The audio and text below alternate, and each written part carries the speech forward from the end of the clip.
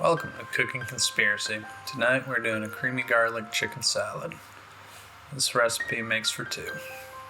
Start by crushing up 2 to 4 cloves of garlic, depending on the size and how strong you like that garlicky taste. Once it's all crushed up good, see that? Yeah, the lighting sucks. Sorry. No. Then you can add your 1/4 cup of mayo. Oh, that looks good. Yeah. A tablespoon of olive oil. And then a tablespoon of white wine as well. If you want it to be more liquidy, you can add more oil and more wine if you really want to. You don't need to though.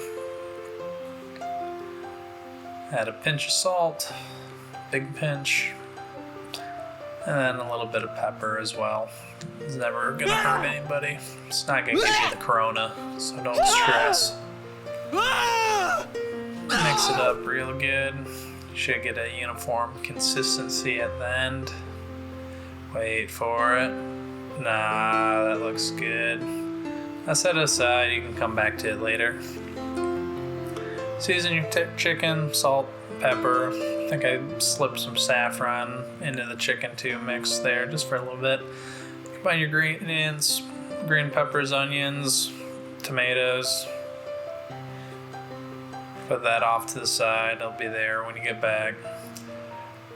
Heat your oil over medium-high, get the pan hot, pan fry your chicken. I mean, there's enough videos out there that I think you'll be okay. You know, depending on how big your chicken is, will vary how long it cooks. Don't be afraid to char it on the outside. It's pretty good that way. Add the chicken, add the dressing, and then you toss that salad. And here at Cooking Conspiracy, we love a good salad tossing. Yeah. Mix it about. You grate some fresh Parmesan on there. That's real good. And if you want, you can add croutons at this point as well. Try it. I know you keto weirdos really like this type of thing, so enjoy.